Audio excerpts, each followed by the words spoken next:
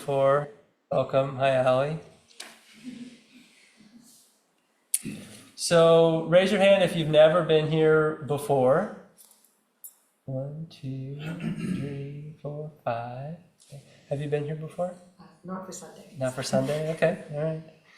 And if you've never been here before, say one thing that's on your mind tonight, if you're willing. An old friend. An old friend, thank you. Thank you. Would you like to say their name? Carrie. Carrie. Carrie's in the room tonight. I was thinking about human cells. About human cells. Great, great. Lots of human cells in the room tonight. I was thinking about caring for oneself. Caring for oneself. Wonderful. Hopefully we're all doing that. I'm still figuring out how to use the Rockasero. Are you okay? It I looks gotta like ask you some stuff after. you've got it on the correct way. Well, that's good. That's good. That's right, Mado. Mado. And then I saw 2 hands in the back. I guess what's on my mind is being in a new place and seeing what it's like. Yeah, okay, great, thank you. Releasing what no longer serves. Great. So in the Zen tradition, we practice a lot of Zazen, and Zazen is about releasing what no longer serves, being in a new place, seeing what it's like, getting our Rakusu on correctly, taking care of ourselves, all of ourselves, including Carrie's. So hopefully this is some service to all those people. Happy Easter. Happy Easter. There was a very lovely article written by a Presbyterian pastor in Albany, for the Gazette in the Interfaith column that came out on Friday. It's quite lovely. I recommend it. I wrote earlier today a talk inspired by a teaching that a friend/mentor of mine gave me less than 2 decades ago. I was a ski instructor for a while, and Deborah Hearn was also a ski instructor, and she was my senior, and she was a very well-respected ski instructor in the Lake Tahoe area. And one of the privileges in a lot of these resorts is you get to get regular lessons with all of your seniors. So I spent a lot of time riding with her, and there were 2 things that she said to me over a couple years together that really stood out. And one of them was just about teaching. And she said, you know, Danny, the thing is, you watch somebody and it's all a miss, and you come up with all these things that you want to say to them. You got to say one thing. So that was the first lesson. Say one thing. And she said it's very difficult to pick the right thing, but the second thing is equally difficult. After you've said the one thing, you have to shut up. And she said this was essential in teaching. So if this is true in working with other people, it's also true in working with ourselves. If we have a clear sense of what it is we would like ourselves to do, we would like ourselves to work on, then we've got to put the rest aside for a time so we can really work in one way. And this is all that we ever do in life. Pick something and work on it. And that's really it. A relationship, our physical health, a craft and art, zazen. Even with our thinking, we can only ever effectively work on one thing in our mind at a time. All of these things have components. So in a relationship, if we want to work on a relationship, we can work on the aspect of honesty, on the aspect of generosity, on the aspect of transparency, and the aspect of spending more time together, bringing zest into the relationship, or forgiveness. And we can really only work on one of those components at a time. So it's important to be clear, always, to the extent that we're able, and maybe what we're working on is clarity, what it is that we would like to be doing so that we can actually do it.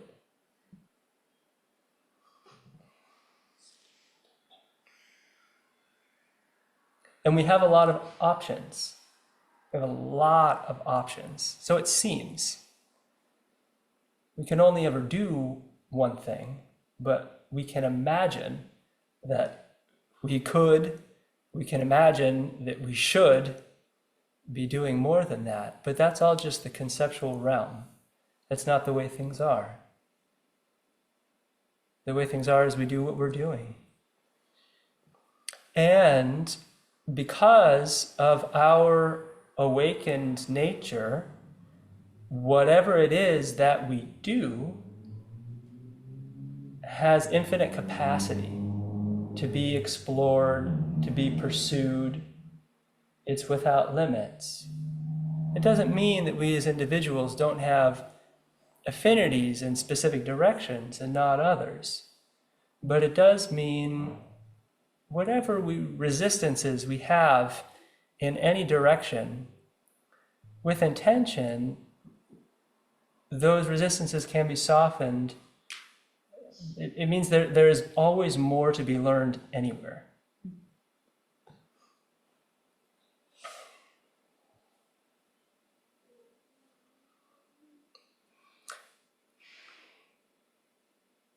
I remember going into Sanzen and to practice interview with one of my teachers, Chozen, and just telling her what I was doing in meditation one day, and on that particular time, the practice I was doing was like exchanging breath with the earth, through the bottom of the belly, just breathing down into the earth and breathing up from the earth.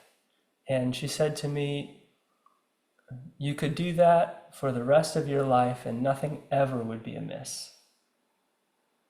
Is that true with everything, with anything?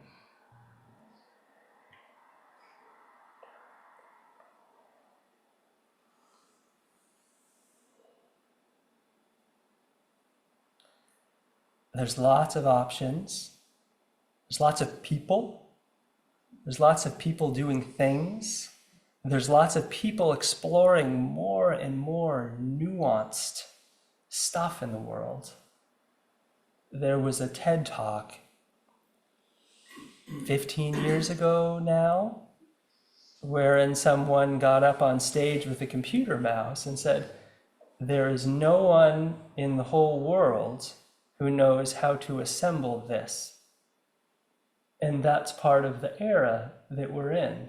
People's fields are so nuanced that final products are designed by components from this team in this country, and this team in this country, and this team in this country working on Zoom with this team in this other country to collaborate in something that involves mail-in parts, and then they all bring them together. And there isn't any one person that knows every piece of the puzzle. I mean, this is the nuanced way in which we all work together. It's quite fascinating. So is it the case that we really can pursue anything?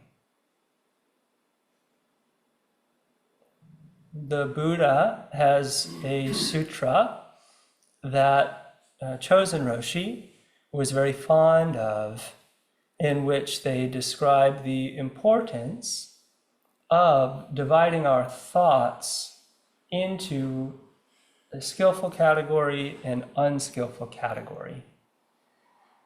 Now, in the Buddhist tradition, it's heavily emphasized that mind is the forerunner of all things, meaning good intention leads to good action, leads to good fruit.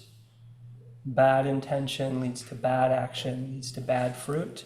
So we really look at the thoughts or intentions or motivations behind any particular action, if we want to know if it's a wholesome action or unwholesome action. So let's read a little bit how these in ancient Buddhist languages are defined.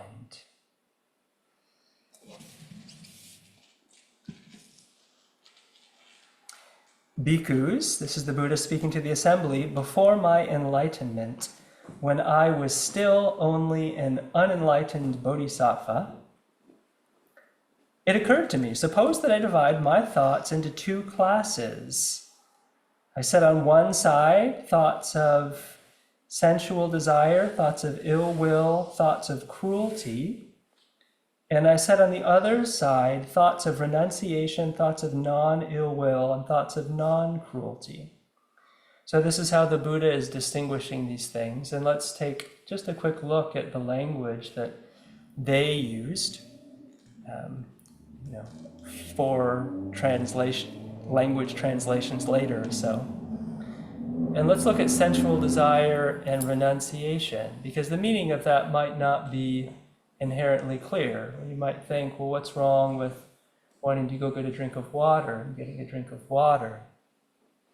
But part of what's being pointed out here is what is it that creates a binded state of being, and what is it that creates a released state of being?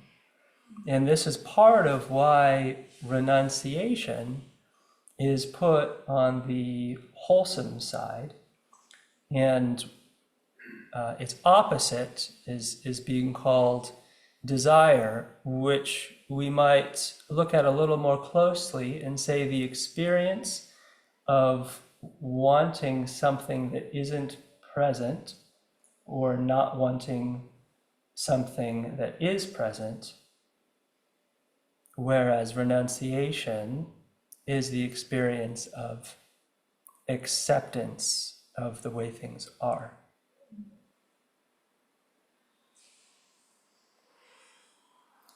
What's important here is that we take up the pursuit of learning our own hearts and minds.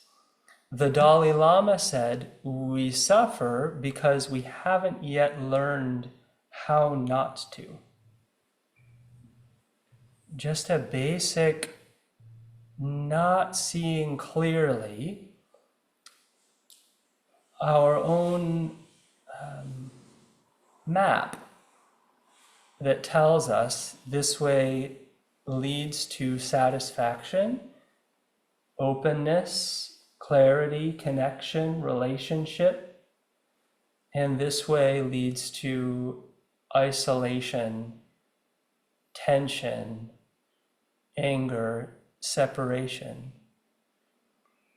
And meditation, ideally, is a practice that helps us discern what is what, release what needs to be released, and also pursue what needs to be pursued.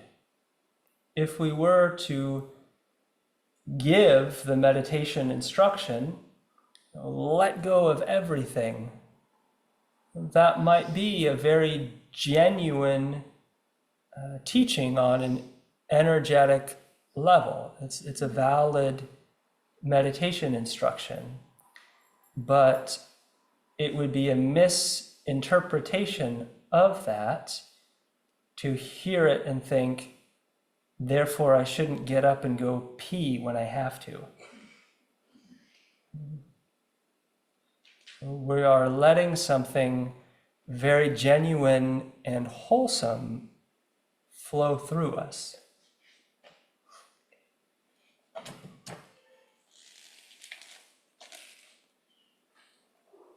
The other translation that I read earlier today, the Buddha used the term, an aspect of negative thinking is that its pursuit does not lead to unbinding. So what mental pathways, what comments in conversation make us more complicated as opposed to more simple?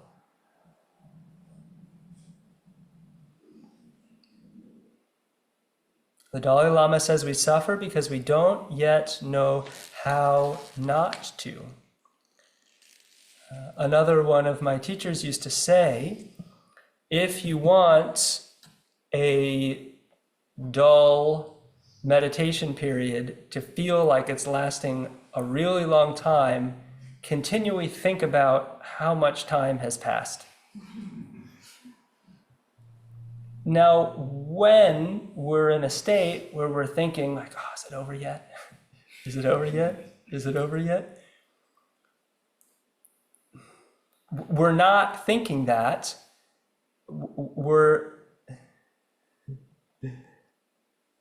We don't keep track of the time because we want it to seem like a long time. We do it because we want it to be over, but it's a bad strategy. And that was the purpose of his comment. So we've very simply, we have bad strategies. We do things that are a disservice to ourselves. And that's what we call ignorance in Buddhism. We simply are ignorant. It's that simple.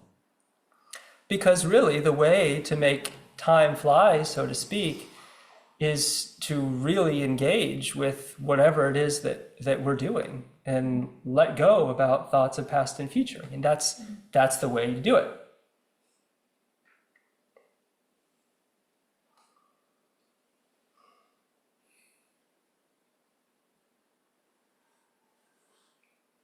So forever asking this question, how do we discern more finely, skillful, unskillful?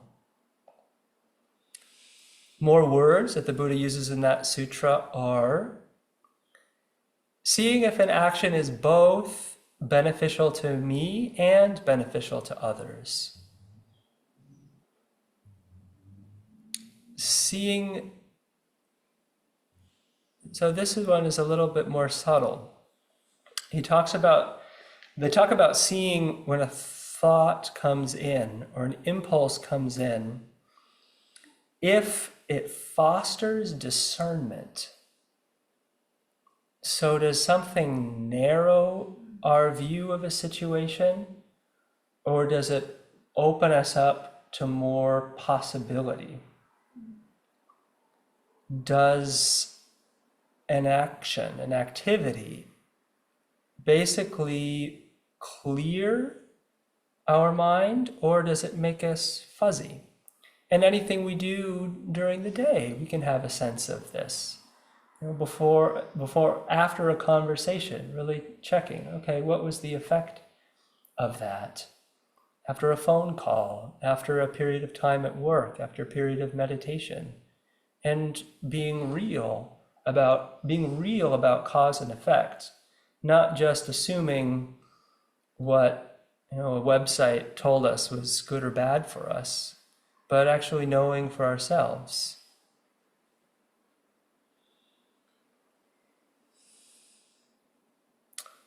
Does an activity promote a lack of vexation? When we feel that, what is the experience really in our own hearts as we go through the day? What brings ease? What brings tension?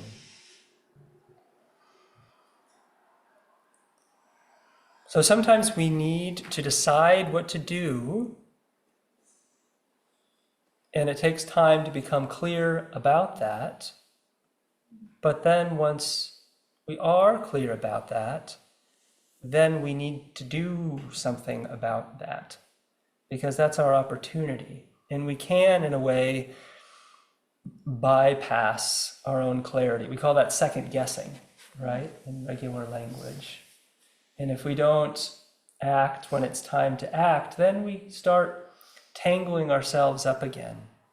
There were process painting workshops that we used to have up at the monastery, and facilitators would walk around the room, and it was like a room full of people and paper and paints, 1, 2, 3, go, and you weren't allowed to stop until the facilitator gave you permission.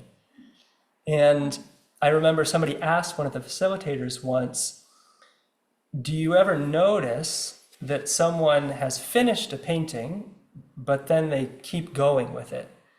And the response was yes. And usually what starts happening is you'll see a painting, and then there's a whole nother painting that starts coming on top of the one that's already there. So we need to recognize our own clarity when it has arrived.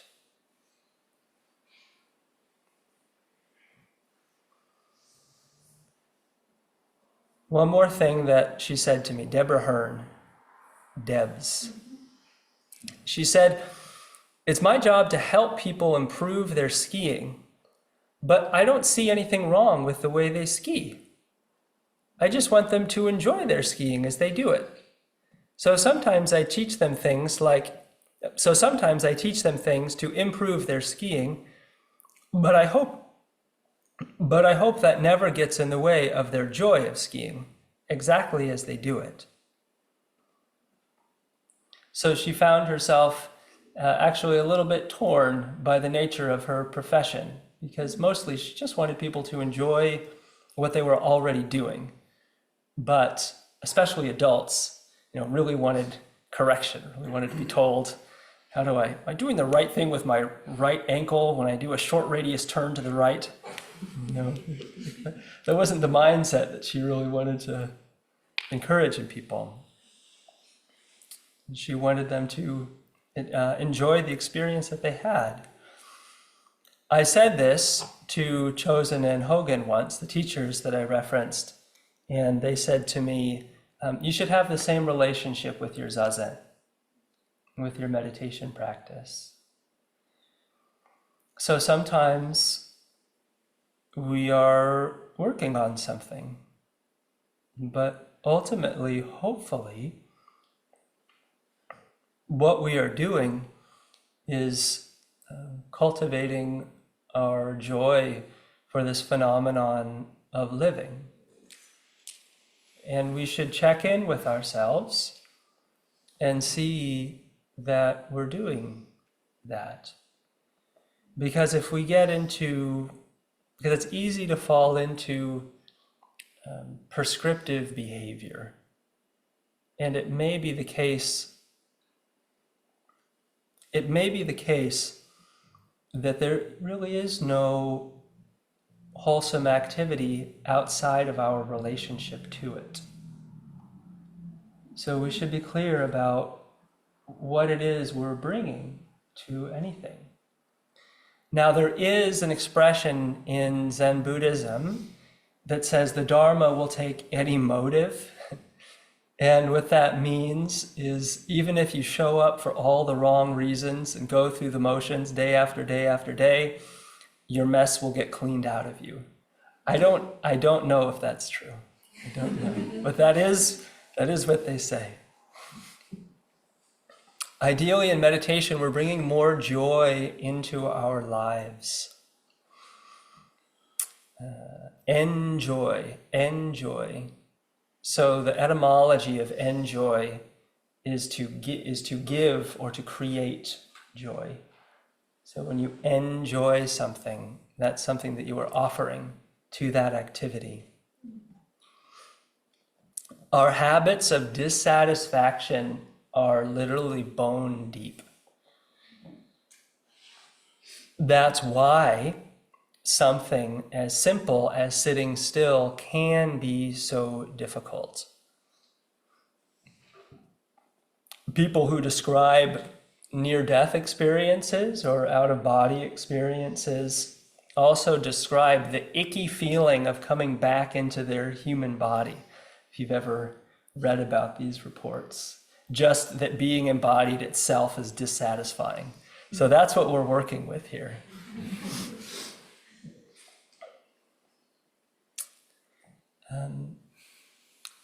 Not everybody wants to work with this particular inherent dissatisfaction that we have as being individuals. We might say that those who do are whom we call Sangha in this tradition. Not exclusive to Buddhist practitioners, but those who are really interested in what the inherent root of dissatisfaction really is, and are willing to work on that for the benefit of themselves and for the benefit of anyone they encounter in their lives. Some of us, and all of us some of the time, would rather continually arrange our lives to avoid uncomfortable things than proactively practicing the deep inner release of discomfort that we carry.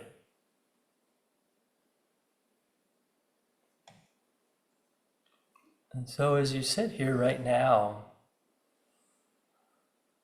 can you touch in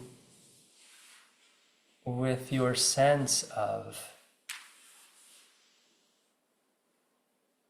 well-being, comfort, discomfort, connection, isolation?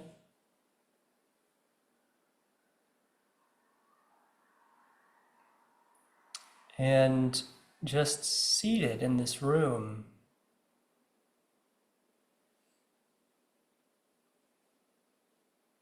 can you release, energetically release, physically release any burdens that you are aware of carrying? They may be physical, visceral, a tight shoulder, jaw. They may be thought, something that you're worried about, that you have the option not to. Or can you release energetically? It's the basic sense of being an individual here, and allow that experience to open up into the larger room.